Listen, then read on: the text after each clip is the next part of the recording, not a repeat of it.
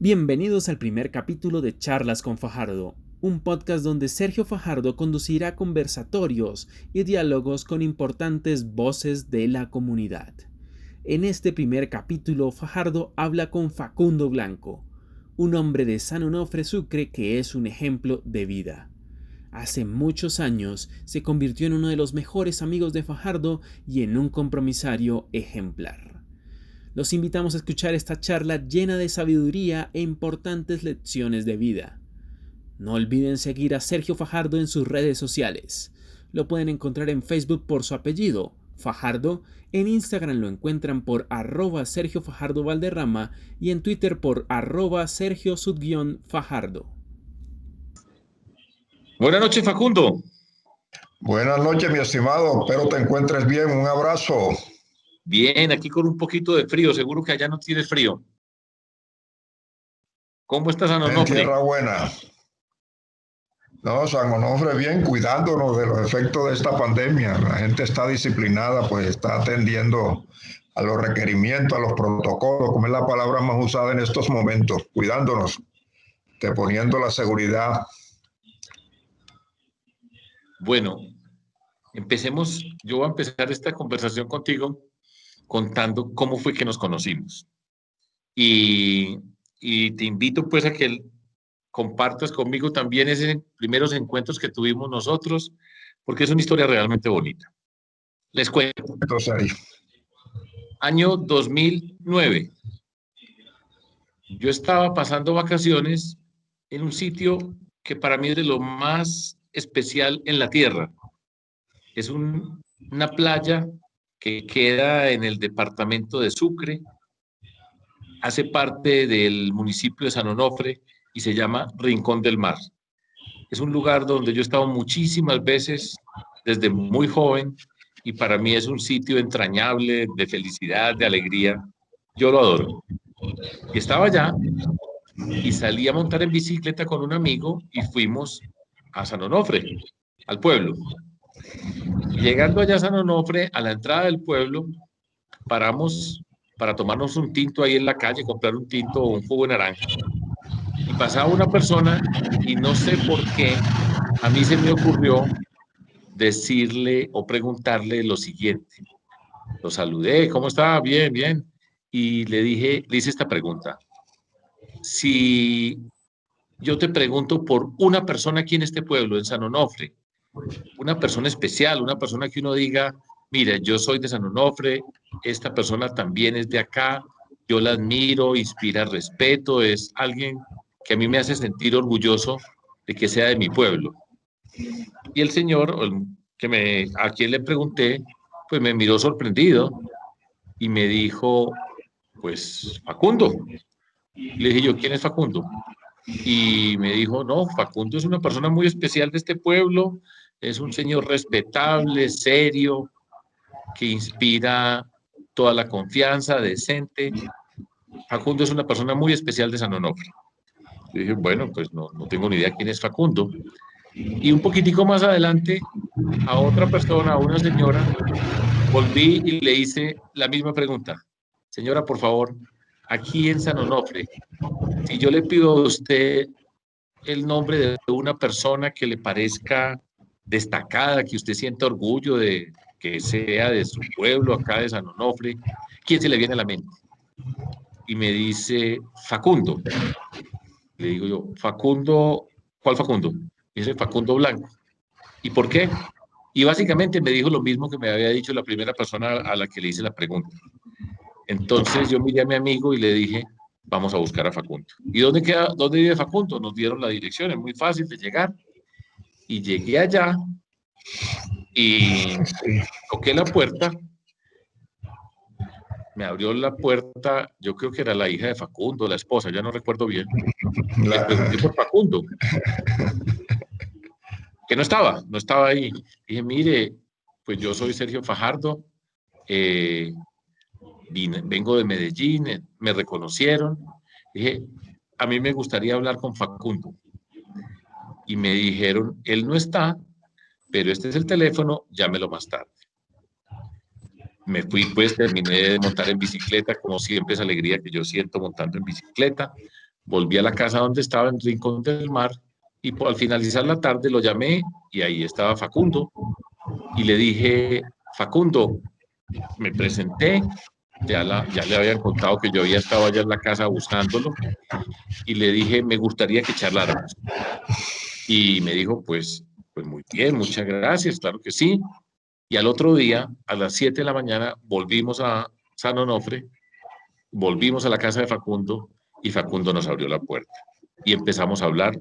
Y hoy, 11 años después, estamos de nuevo hablando con este señor, que es un amigo que me dio la vida y con quien vamos a compartir un rato hoy. ¿Cómo recuerdas tú ese primer encuentro que tuvimos nosotros, Facundo? Estás en lo cierto, Sergio. De pronto la concepción que la gente tiene de mí en este pueblo parte de un hecho muy importante, y es que yo estudié en el Liceo San Onofre, que en esa época, en los años en que yo hice primaria, su rector y propietario era Bruno Martín Berrío Bello, un hombre de mucho talante, un educador. Y yo recuerdo que el profesor Martín todos los sábados, nosotros dábamos clase 2 jornadas, de 8 a 11 y de 2 a 5.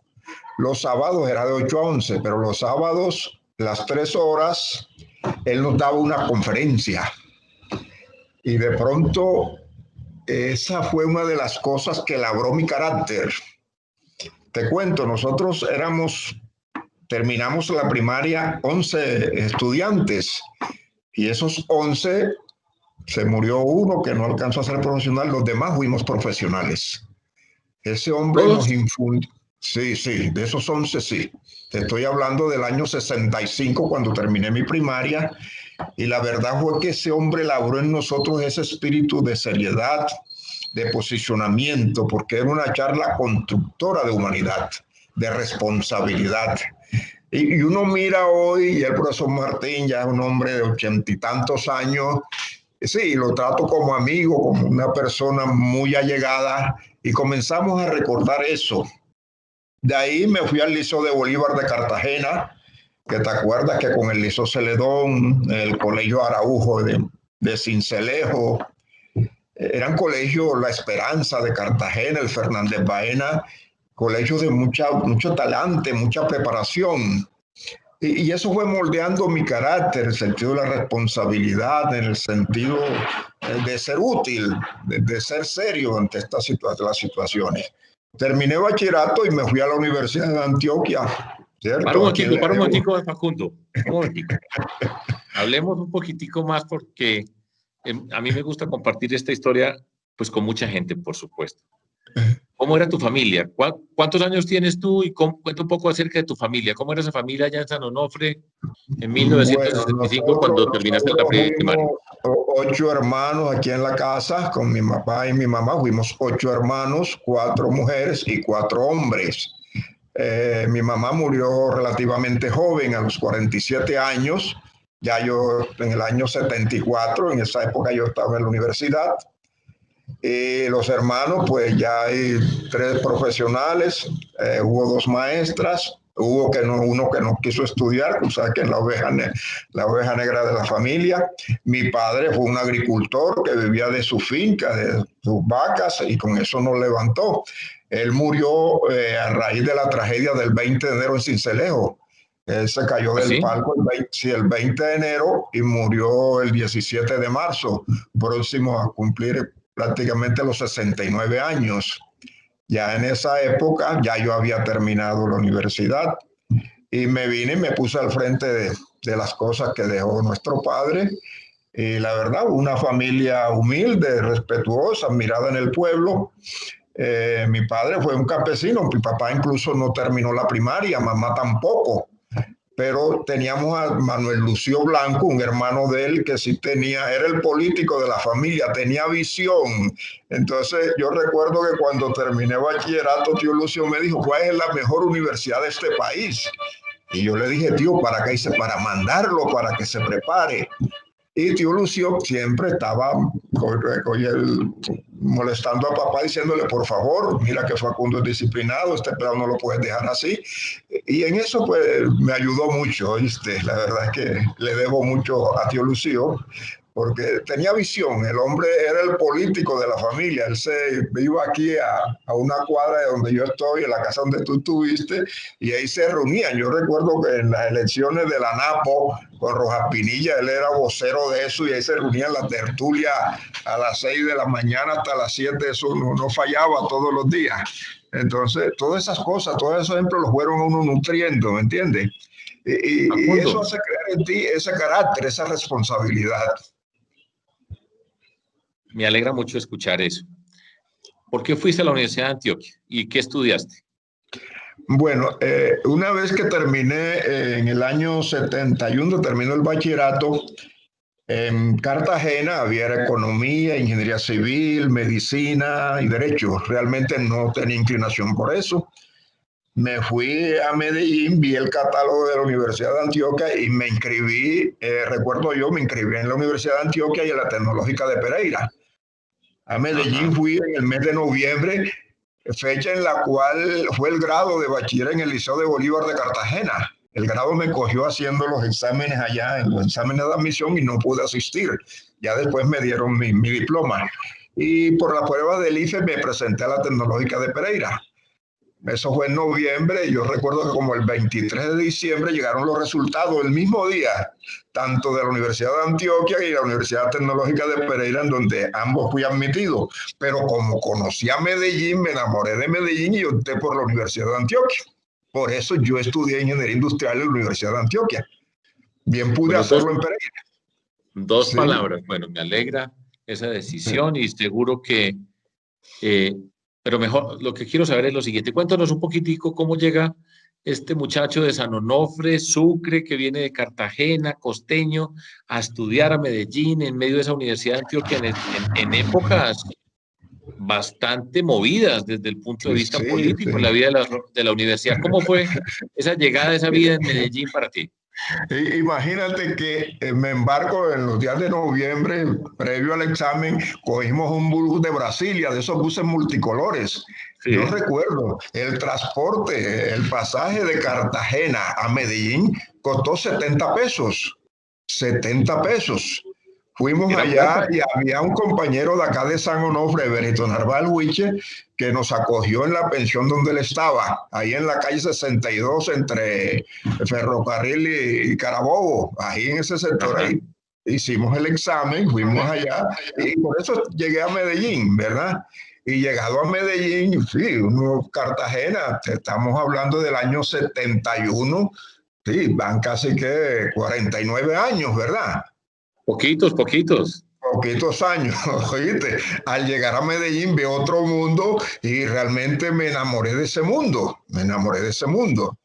Y ahí estoy, pasé los 7 años en la universidad. Yo recuerdo que haciendo semestres por año, porque ahí frente a la universidad el Chagualo era un campo de batalla permanente.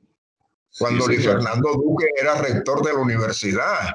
Sí, pero bueno, terminamos y ahí estamos. La verdad que le debo mucho a Medellín, porque después volví a FIT y me especialicé en finanzas.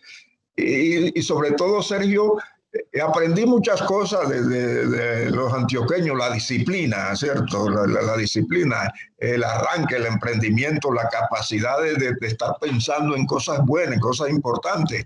Entonces, eso también me diferenció, porque mucha gente acá, yo llegaba y me decía, bueno, Facundo, tú eres costeño, pero hay una faceta que te hace como diferente. Y de pronto fue lo que aprendí entre ustedes, porque yo en Medellín aguanté 7 años y en formación, ¿verdad? Y compartiendo con mucha gente. Y gracias también que el presidente López en esa época aumentó los cupos en las universidades. ¿Se acuerdan? En el año 74, cuando el mandato Caro, el famoso paro en el 78, que me cogió en las calles de la Facultad de Medicina. Ahí me paró un policía porque yo salía a desayunar como a las 10 de la mañana, a comer unos buñuelos ahí en la Cafetería España, ahí diagonal a la Facultad de Salud pues, de enfermería, y la policía me cogió, pero digo, no, yo vengo aquí a desayunar, gracias a Dios porque me creyeron y no me metieron a la volqueta. Pues nadie va a creer que estabas tirando buñuelos en lugar de estar tirando piedras. Eso sí, yo era a tomar el buñuelo y un perico, ¿te acuerdas? Eso pasó, Bueno, entonces eso me marcó también el hecho de que compartir, eso sí, en la costa uno tiene la visión y el folclore y la cosa, pero cuando uno llega a otra parte, uno comienza a observar y a tomar lo bueno y esas cosas, y entonces ya uno tiene cierto posicionamiento, ya yo fui allá de 19 años, se había distinguir y todas esas cosas, sí, y me encontré con unos amigos guajiros, con Luis Carlos Brito Molina, que todavía está en Medellín, él trabajó con Fabricato, y me cuenta que fue el liquidador de Fabricato, ¿cierto? Sí. Entonces, pues, él está escribiendo unas memorias, entonces, él se quedó allá en Medellín, se casó con una antioqueña, yo sí me casé con Odi, que es de acá de Astra Cesar, y tenemos 3 hijos, que los pelados, Cristian y Elga están allá en Medellín, Fabián está en Medellín, pero por circunstancias de la pandemia están acá. Entonces, pues, hemos echado raíces allá también. Pues ustedes se pueden imaginar todas las historias que hemos compartido durante estos años, las reuniones, al otro día después de esa primera reunión, en el fin de semana, Facundo invitó yo no sé cuántas personas del pueblo, nos reunimos en el patio de atrás, en ese ambiente caribe de San Onofre, claro. Muy apasionante, entrañable, todo ese tipo de cosas son entrañables. Esos recuerdos que uno lleva por el resto de sus días y que le hacen la vida amable y que le dan sentido de tantas cosas. Pero vamos a saltar de una, Facundo. Vamos a saltar de una vez para que nos cuentes cómo ves hoy a San Onofre, la región de los Montes de María. Para las personas que no saben dónde está San Onofre, está ahí al lado de los Montes de María, el departamento de Sucre, el Caribe. ¿Cómo ves? Sí, bueno. Geográficamente tú sabes que la cordillera occidental termina en la serranía de Avívera, San Jerónimo y Ayapel. Parte de esas estribaciones, los Montes de María. Los Montes de María están ocupados por los municipios que pertenecen a Bolívar, San Jacinto, El Carmen y San Juan. Acá del departamento de Sucre está Ovejas, está San Onofre, está Chalán, está Colosó y Tolú Viejo. Geográficamente es una región muy rica en términos de agricultura. Por ejemplo, en el Carmen de Bolívar se cultiva mucho el aguacate tradicional. En la época de Semana Santa y esos días posteriores tú ves esos mulos cargados de aguacate, pero a tutiplén, ¿verdad? Pero desgraciadamente una región en un principio olvidada, sin vía, y después pues la mano dura de esta violencia que nos está exterminando, pero que gracias a Dios pues ha amainado muy poco. En el aspecto humano es gente pues desprevenida, sin malicia, y de pronto eso hace también que la gente sea presa fácilmente de factores desestabilizadores. La gente lo cuenta todo, la gente le abre las puertas al foráneo sin saber cuáles son las intenciones, y eso nos permite pues, que nos miren desde adentro.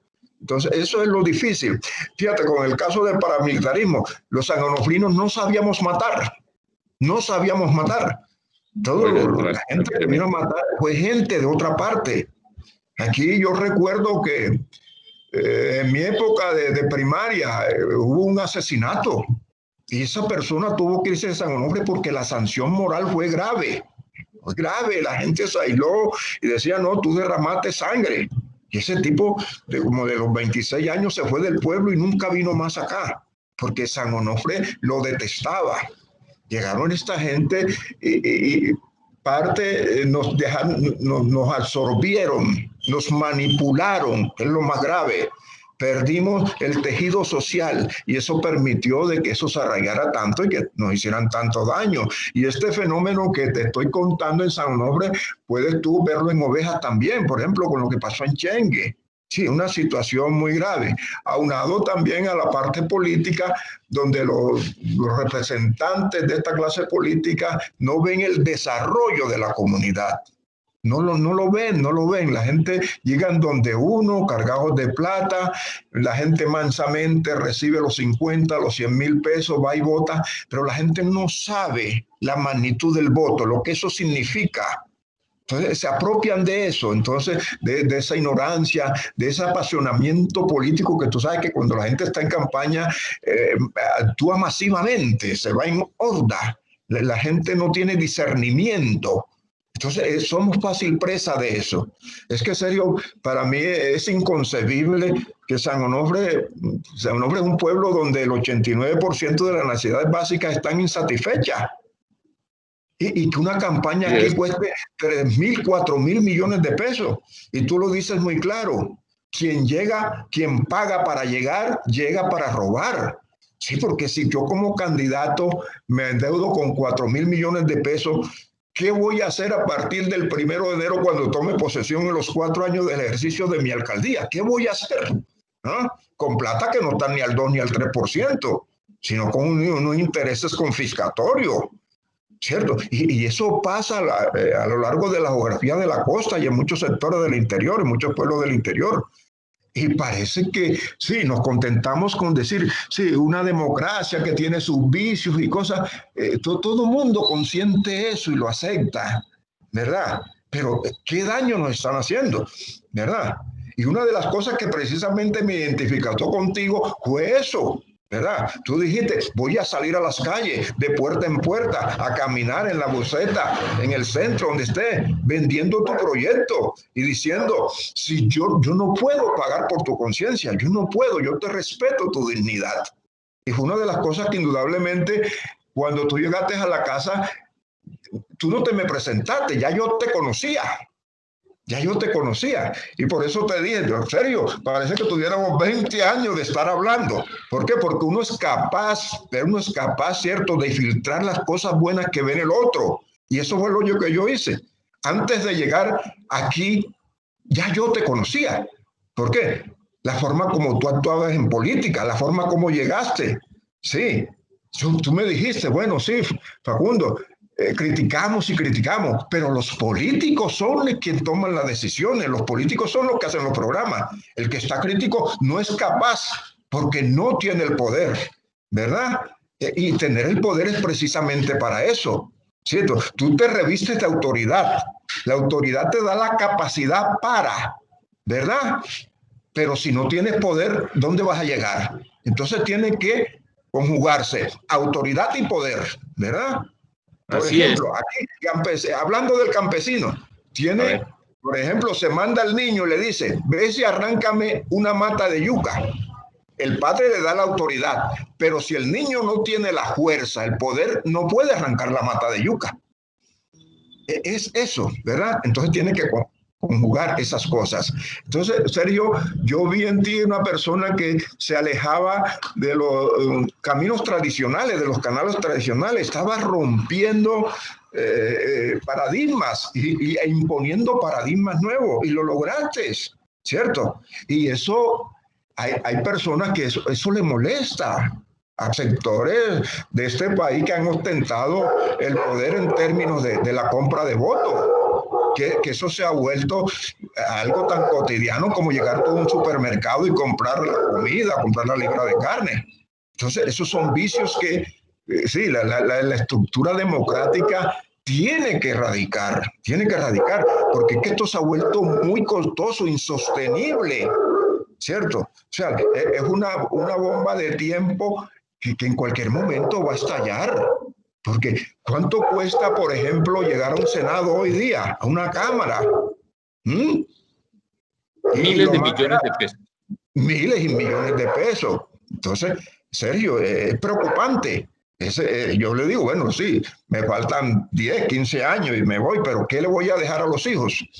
¿Qué país le voy a dejar a los hijos? Pero le vas a dejar siempre el recuerdo de ese señor que fue el que me contaron a mí, busque a Facundo Blanco, que es un hombre decente, y eso ya es muchísimo para los hijos, para tu familia. Facundo, un poquito háblame del Caribe, de esa región, de esos contrastes tan tremendos, una región que a mí me gusta describir como la región de la creatividad, ese espíritu Caribe con todas las diferencias que hay además desde La Guajira hasta Córdoba como región de nuestro país. Un poquito acerca de esa región, ¿cómo lo ves? Mira, sí, la costa, sí, son los 7 departamentos, somos alrededor de 7 millones de colombianos, pero tenemos diferencia en cuestiones de carácter. Y yo pienso que nos ha faltado esa cualidad que se llama gregarismo.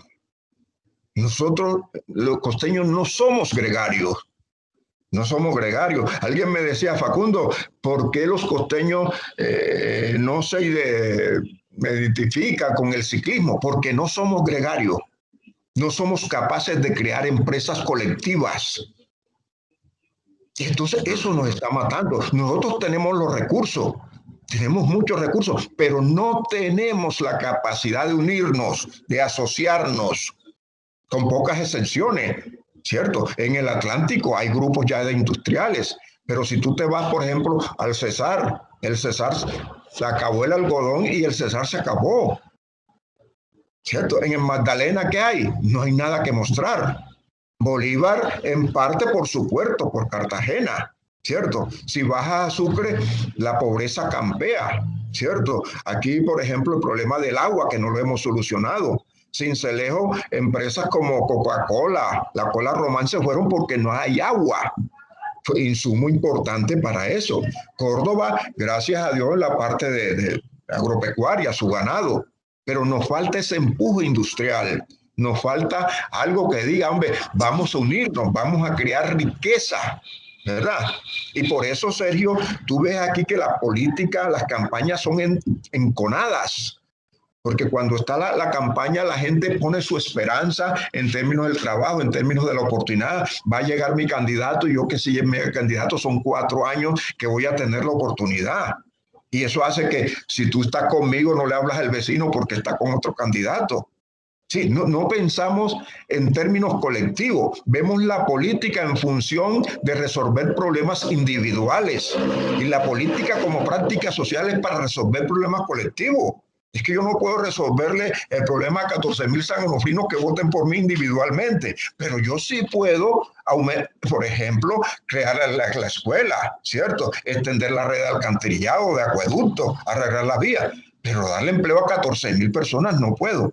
Por eso, después de 3 o 4 meses de usted llegar al poder en pueblos como el nuestro, la gente comienza a decir, no, es que yo le puse tantos votos, hasta ahora no ha pasado nada, que este es un tal, que no sé qué cosa, y comienzan a denigrar de ti, porque la gente ve la política como práctica individual, ¿cierto? De apropiación, ¿cierto? No como práctica colectiva para resolver problemas a toda una comunidad. ¿Oyó? Y en la costa lo que nos ha faltado es eso, visión de región. Es que estamos hablando del CIPUR, por ejemplo, el Sistema Integrado de Planificación Urbana y Regional, ¿te acuerdas? Hace muchos años. Y eso quedó en documentos y documentos, ¿cierto? No se concretó el accionar de eso, no sé, ¿cierto? Faltaron timoneles que concretaran esas acciones, ¿cierto? Faltó eso. Fíjate, nosotros tenemos en Cartagena, por ejemplo, cuando yo estudiaba en Cartagena, el sector de Mamonal, ¿a cuántos trabajadores le daba empleo? ¿Qué pasó? ¿Qué pasó? Hoy Cartagena, con sus, diga usted, barrios de una situación infrahumana, ¿cierto? Con la creación pues, de zonas pues, que tú no puedes entrar, una pobreza que desgarran el alma. Desgarran el alma, ¿oyó? Y así como está Cartagena, muchas ciudades de la costa, ¿verdad? Por ejemplo, Valledupar en tiempos del algodón, ¿para qué? Tuvo un auge tremendo, pero no fuimos capaces de reinventarse, decir, bueno, se acabó el algodón, vamos a embarcarnos en otra cosa. Un pueblo, por ejemplo, como Ovejas y el Carmen de Bolívar. Ahí las mujeres faltaban para trabajar en el procesamiento del tabaco. Se acabó el tabaco, tú sabes que a la Philip Morris que le tocó pagar un poco de indemnizaciones a raíz de los cánceres, todas estas situaciones, se acabó el tabaco y esos pueblos quedaron, no se reinventaron. Porque para reinventarse precisamente, si yo no lo puedo hacer solo, pero yo puedo crear alianzas contigo, ¿verdad? Y uno más uno dan dos, no dan dos en esos términos, sino que es tres, ¿cierto? Pero no hemos sido capaces de crear una especie de visión compartida, fijarnos un futuro, para dónde vamos, qué queremos, ¿cierto? Facundo, No hemos sido capaces de eso. ahora te pregunto, desde allá donde estás tú, con la edad que tienes, con la experiencia, con todo lo que has recorrido, ¿cómo ves a Colombia? Bueno, Está difícil la pregunta. está difícil la pregunta, pero cierto, este es un país que tiene una capacidad de resarcimiento. Colombia ha tenido épocas difíciles. Es que si tú ves la historia de este país, ¿cuántas guerras hemos tenido? Muchas guerras, muchas guerras. Una violencia permanente. En el año 51, cuando yo nací, una noche a mi mamá, estando embarazada de mí, le dio unos dolores y salió con el doctor Velázquez a 5 cuadras, 6 cuadras de aquí de la casa. Y una horda de hombres casi no estuviera yo vivo. Alguien la identificó y dijo, no, es que esta es la yerna de Lorenza Terán Ramos. La abuela era conservadora y por eso se salvó mamá esa noche. Eran como las 2 de la mañana, ya me cuenta. Entonces, fíjate, todos estos fenómenos, uno nace como que signado por esta violencia. Una violencia que nos ha conducido a situaciones sin salida, ¿verdad? Pero que yo pienso que yo mantengo la esperanza. Yo mantengo la esperanza y sé que este país ha resistido tanto porque, Sergio, este es un país sumamente rico. Porque el día que el pueblo tenga hambre, el pueblo no resiste el hambre, pero por lo menos el colombiano todavía tenemos algo que comer, ¿oíste? Tenemos algo que comer. De una u otra manera, nuevas fuerzas están entrando en el escenario político, ¿cierto? Y la puja por el poder va a ser compartido. Hay que llegar a alianzas donde de una u otra manera los matices de derecha y de izquierda van a desaparecer. Se necesitan hombres de centro, hombres que una vez de la torta le den la oportunidad que todo mundo tenga acceso a esa torta en el mejor sentido, ¿sí? Porque es que Colombia merece otro destino, ¿cierto? Nosotros somos alrededor de 47, 48 millones de habitantes, pero esos 48 millones de habitantes, ¿cuántos tienen acceso a las posibilidades de una vida decente? Fíjate, por ejemplo, ahora la pandemia que ha puesto al descubierto el grado de eficiencia que teníamos en el sistema educativo. ¿Cuántos estudiantes no pueden seguir sus clases virtualmente porque no tienen un computador? ¿Verdad? Que no tienen un teléfono inteligente. Eso le pone a uno a pensar. Esta pandemia ha servido para eso, para demostrar nuestra vulnerabilidad, que no estábamos tan fuertes como creíamos. Y eso nos permite repensar al país, decir, hombre, sí tenemos posibilidades, tenemos la capacidad económica, invirtamos en los sectores donde realmente veamos que tenemos que reivindicar a la gente. Tenemos que reivindicar a la gente. Y cuando tú reivindicas al ser humano, reivindicas a la sociedad entera, Sergio. Esa es mi esperanza. Está muy claro lo que estás diciendo, Facundo, y nos podemos quedar hablando muchos, pero muchos días, pero quiero terminar esta conversación para compartir con gente amiga. Por mí la hacía muchísimo más larga, pero después en este mundo digital le dicen a uno, no, es que eso tan largo no puede ser, en fin, pero por lo menos charlemos un rato nosotros. Pero yo quiero compartir pues con todas las personas que nos están viendo, que nos están escuchando, que Facundo es un maestro. Facundo le ha dedicado una buena parte de la vida a la educación, desde el SENA, en Sincelejo. Yo quisiera, Facundo, escuchar de tu parte un poco acerca de después de tantos años de ser maestro, de ser profesor, somos colegas en la vida. ¿Cómo ves el mundo de la educación? ¿Qué estás viendo? ¿Qué cambios hay? ¿Qué señales ves ya a esta edad que tenemos nosotros, de personas grandes, con toda la experiencia, con todos los sueños y con lo que tú acabas de decir, que habla de esperanza? Sergio, la verdad es que yo fui profesor en la Universidad de La Guajira, en la Tecnológica de Bolívar, acá en la Universidad de Sucre. Acá en el SENA estoy en la parte administrativa. Pero ¿qué pasó? Sí, uno ve que cada día el insumo que le llega a la educación, el joven, es más, no hay como esa vocación de compromiso. El estudiante no se compromete. Y lo que es más grave, el docente no se hace copartícipe de esa responsabilidad. Entramos en una situación donde es que no hay presupuesto, es que no hay biblioteca, es que no hay espacio, pero nadie propone soluciones. Nadie propone soluciones. El profesor hoy de secundaria, por ejemplo, se queda en el pregrado de la universidad. Hoy la educación tiene que ser permanente, el conocimiento es algo dinámico. Hoy en los últimos 50 años hemos avanzado más que en toda la historia de la humanidad. En los últimos 50 años pues, hemos dado un salto gigantesco en términos de conocimiento. Y parece ser que sí, nuestro Estado, para no echarle culpa a nadie, nuestro Estado no le ha cogido el peso a eso, no ha habido la magnitud. La escuela hoy tiene que reinventarse.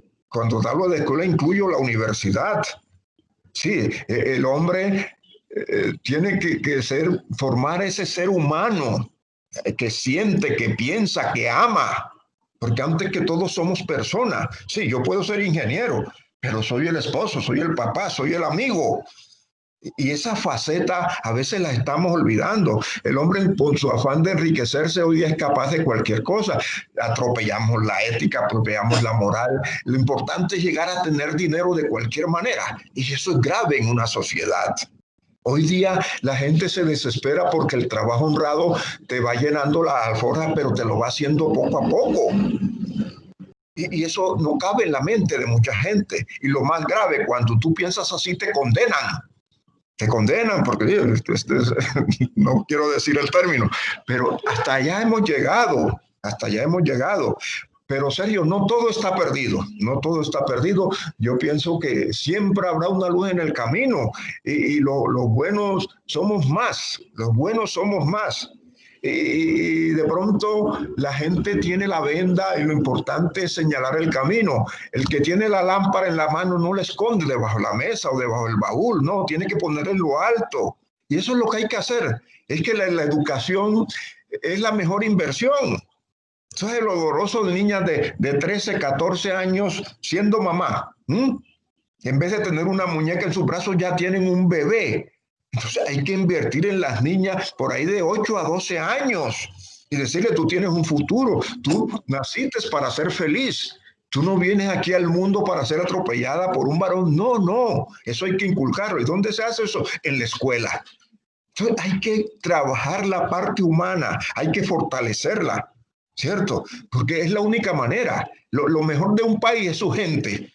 No hay otro recurso, el petróleo se va a acabar, el níquel se va a acabar, la madera se acaba, pero los hombres seguiremos reproduciéndonos y a medida que nos vamos reproduciendo somos más y ese ser más nos pone unos retos. Y qué mejor que educar a la gente para hacerla productiva, ¿cierto? Para hacerla más persona, ¿cierto? Para que tenga dignidad, para que tenga principio, para que entienda el otro en términos de las diferencias. Que no nos matemos. No, matar al otro no lleva a nada. Pero sí te pones a hablar con el otro y te encuentras que son más las cosas comunes que las cosas que te separan. Entonces, ¿por qué no dialogar? ¿Por qué no argumentar con la palabra? ¿Por qué no ser superior, trascender? En términos de conciencia, dándole al otro lo que es justo. Eso es, Sergio, construir humanidad. Facundo, muchas gracias. Muchas gracias por esas palabras, por esta conversación. Ustedes pueden escuchar, y ya les conté la historia de cómo encontré este amigo en mi vida, y esa es de las cosas que le dan sentido a nuestra existencia, encontrar personas así en este mundo de la política, con todo ese espacio de la destrucción, del daño, de esa parte oscura de la política, pero al mismo tiempo esa misma política tiene unos aspectos extraordinarios. En particular, para mí, poder encontrar personas como Facundo que me han enriquecido la vida, que se convierten en amigos por caminos insospechados. Y para mí es un orgullo, pues, compartir con ustedes, hablar con Facundo.